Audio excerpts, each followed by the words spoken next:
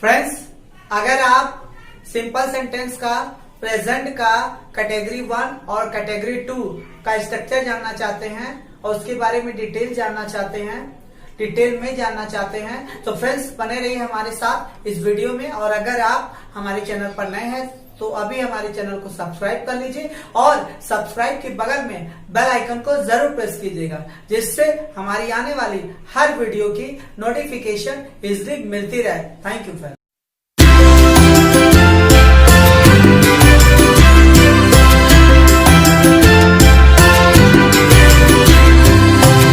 Hi friends, I'm Mahesh. Most welcome to our channel Magic English with Mahi. Friends, आज आप simple sentence का present का category 1 और category 2 का structure पढ़ेंगे और वो भी बिल्कुल डिटेल में। So without wasting time let's get started.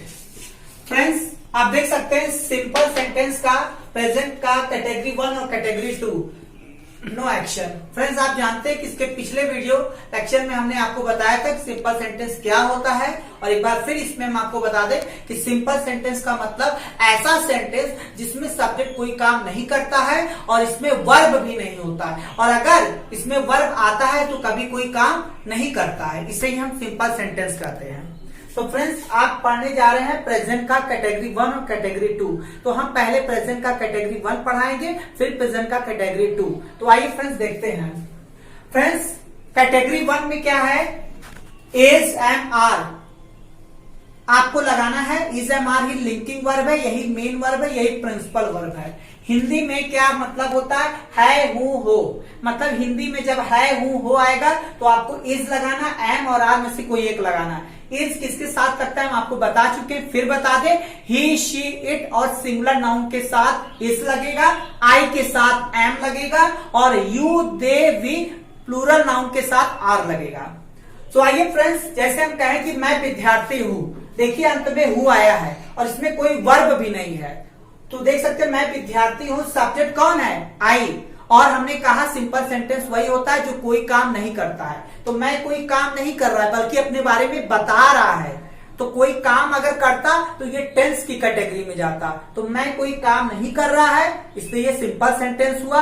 दूसरी बात, इसमें वर्ब भी नहीं आया है। तो हमने कहा जब कोई सेंटेंस हो और उसमें सब्जेक्ट काम ना करे, दूसरी बात वर्ब नहीं होता, तीसरी बात अगर वर्ब आया है तो भी वो कोई काम नहीं करेगा। तो वर्ब वाला हम अलग से आपको बताएंगे। मैं विद्यार्थी हूं तो ये सिंपल सेंटेंस हुआ क्योंकि सब्जेक्ट कोई काम नहीं कर रहा है। तो सिंपल से अब ये अफर्मेटिव सेंटेंस है। अब जब अफर्मेटिव है तो आप पहले क्या लगाएंगे? Subject I, is am are में से कोई एक लगाना है, तो आई के साथ एम लगता है। फिर ऑब्जेक्ट क्या बच रहा है? आ स्टूडेंट, मैं एक विद्यार्थी हूं। फ्रेंड्स, अगर आपको कहना होगा कि मैं एक विद्यार्थी नहीं हूं तो क्या बोलेंगे? निगेटिव है तो आप सबसे पहले सब्जेक्ट लगाएंगे आई, फिर उसके बाद क्या लगा देंगे? एम, फिर उसके बाद क्या लगाएंगे? नॉट, उसके बाद a student, I am not a student. अगर फ्रेंड्स आपको कहना होगा क्या मैं एक विद्यार्थी हूं, तो ये इंटेरोगेटिव हुआ, और इंटेरोगेटिव के लिए इंटेरोगेटिव फॉर्मूला, पहले इज एम आर, तो पहले हम एम लगाएंगे क्योंकि आपका सब्जेक्ट क्या है? आई हो गया। फिर उसके बाद object a student, am I a student, क्या मैं एक विद्यार्थी हूं। अगर फ्रेंड्स आपको कहना होगा क्या मैं एक विद्यार्थी नहीं हूं, तो क्या लगा देंगे? इंटेरो नेगेटिव है तो एम पहले, इज एम आर में से कोई एक, तो एम लगा दीजिए। फिर सब्जेक्ट आई हो गया, नॉट लगा दीजिए, object a student, am I not a student, ये आपका हो जाएगा।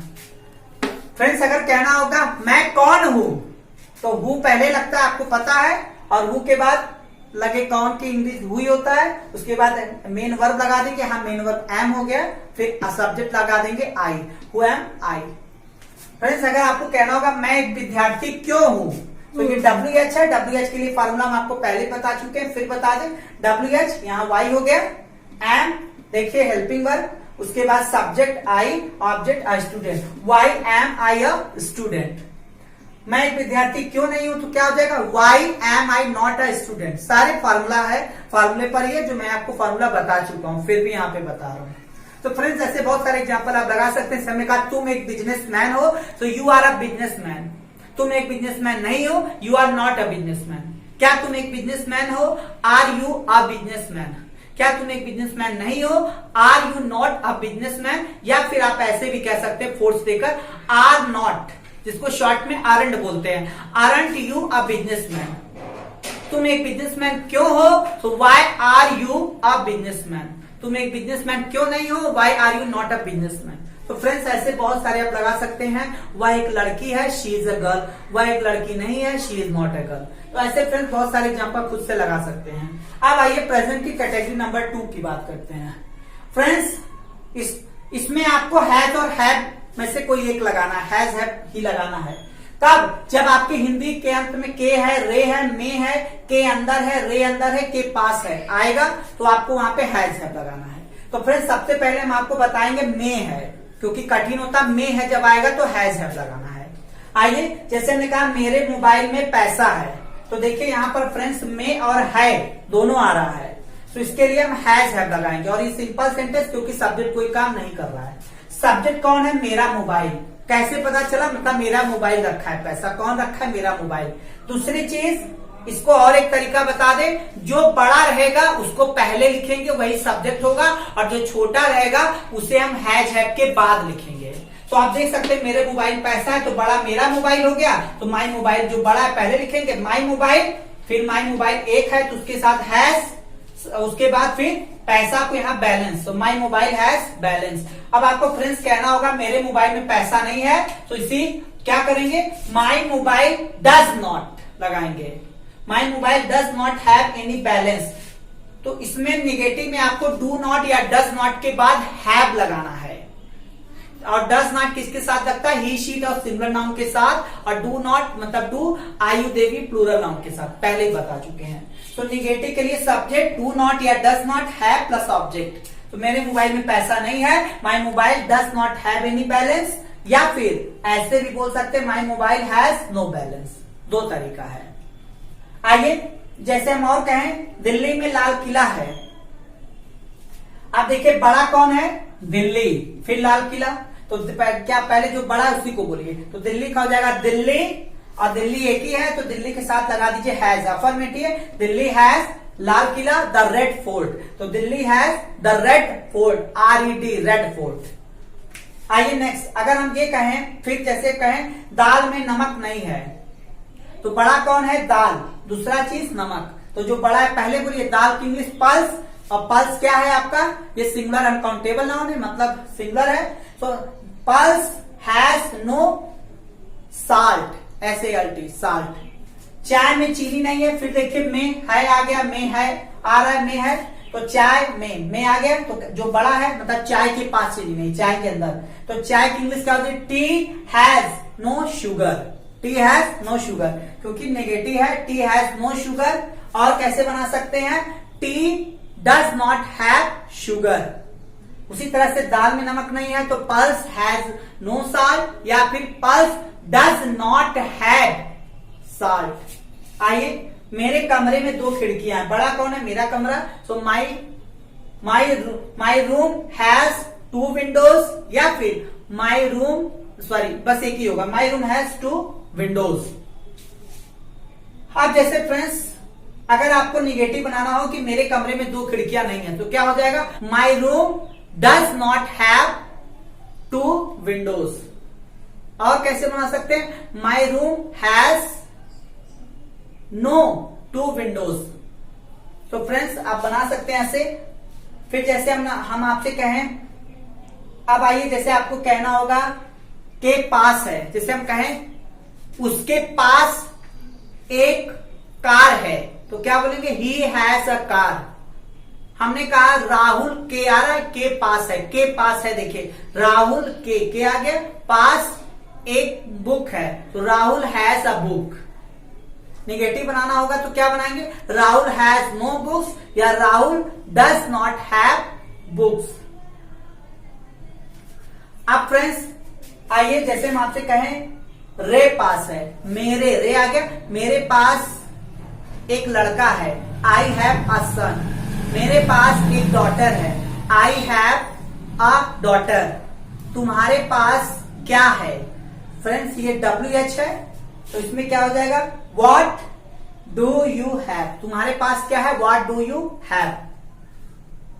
फ्रेंड्स देखिए हमारे पास क्या नहीं है, हमारे पास क्या नहीं है, ये WH है सेंटेंस और WH में पहले व्हाट, तो क्या हमारे पास क्या नहीं है, so what do we not have, what do we not have, हमारे पास क्या नहीं है, what do we not have. अब आइए, क्या आपके पास कुछ है, ये इंटेरोगेटिव है सेंटेंस, इंटेरोगेटिव में पहले हेल्पिंग वर्ब, तो क्या है, क्या आपके पास कुछ है, डू यू हैव एनीथिंग या do you have something. Friends anything का प्रयोग हम निगेटिव में और इंटेरोनेगेटिव में यूज करते हैं, समथिंग का प्रयोग हम अफर्मेटिव में करते हैं और इंटेरोगेटिव में। क्या आपके पास कुछ है, डू यू हैव समथिंग। आइए नेक्स्ट, फिर जैसे हो गया किसके पास क्या है, किसके पास क्या है, तो फ्रेंड्स आप देखिए किसके पास क्या है, तो हम क्या बोले किसके पास क्या है, मतलब किस की इंग्लिश क्या हो जाएगी, हु, और 2 बार हो जाएगा तो हु ऑल। तो फ्रेंड्स आप देख सकते हैं किसके पास क्या है, तो ये किस की इंग्लिश क्या हो जाता है, हु, और 2 बार जब वर्ड आएगा तो ऑल लगा देंगे, हु ऑल मतलब कौन कौन रखा है, हु ऑल। अब इसके बाद हेल्पिंग वर्ब हु ऑल, अब हैव लगा दीजिए, उसके बाद क्या की इंग्लिश, व्हाट, तो क्या हो जाएगा, हु ऑल हैव व्हाट, किसके पास क्या है, हु ऑल मतलब किस मतलब कौन कौन क्या रखा है, हु ऑल हैव व्हाट। अब आइए फ्रेंड्स नेक्स्ट, हम आपसे कहें कि किसके पास क्या है, किसके पास क्या है, किसके पास क्या है, किसके पास क्या है, तो किसके वही हु लगा देंगे, तो हु हैज व्हाट, किसके पास क्या है, हु हैज व्हाट, किसके पास क्या है, हु हैज व्हाट। तो फ्रेंड्स देखिए यहाँ हैज और यहाँ पे हु के बाद है, क्योंकि हु ऑल मतलब यहाँ ढेर सारे लोगों की बात हो रही है, इसलिए प्लूरल हो गया तो हैव, और यहाँ किसके पास क्या है, एक व्यक्ति की बात कर रहे हैं तो यहाँ हैज, हु हैज व्हाट, किसके पास क्या है। फ्रेंड्स फिर जैसे हो गया मेरा पेन किसके पास है, मेरा पेन किसके पास है, मतलब हु मेरा पेन किसके पास है, हु हैज माई पेन, मेरा पेन किसके पास है, हु हैज माई पेन। आइए फ्रेंड्स और देखते हैं, जब हम कहें कि किसके पास पैसा है, किसके पास पैसा है, मतलब कौन कौन वो लोग हैं जो पैसा रखे, किसके पास पैसा है, so who all have money, who all have money. और फ्रेंड्स आइए जैसे हम कहें अगर किसके पास पैसा नहीं है तो क्या हो जाएगा, who all do not have money, who all do not have money. Negative में डू या डस के बाद आपको हैव लगाना है, तब हैज नहीं लगाना है।